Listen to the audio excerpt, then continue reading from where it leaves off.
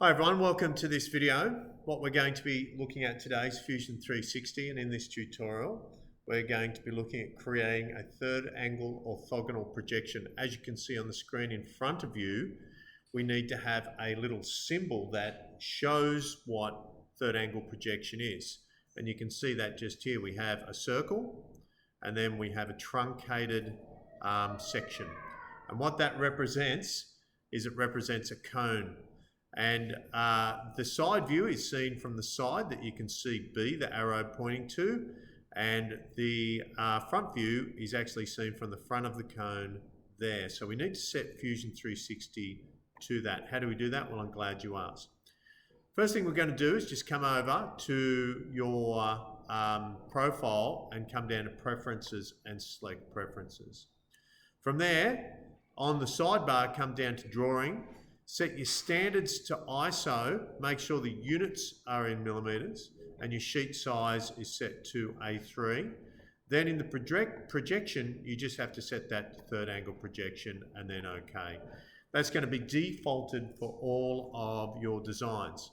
To finish with, if we want to have this truss into a third angle orthogonal projection, we select Design, go to Drawing from Design.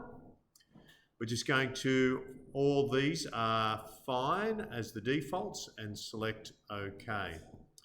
Once we go here, we'll be taken into the sheet drawing view and we'll have the opportunity to create our orthogonal projection. So from here, we have the wizard over the side, and if we're doing something, we can change the size of our scale. So I'm going to select over here 1 to 1. And it's selected to the front view. I could make my front view any of these views, but front view's fine, and I'm going to select off that. Once I've done that, I'm just going to go OK.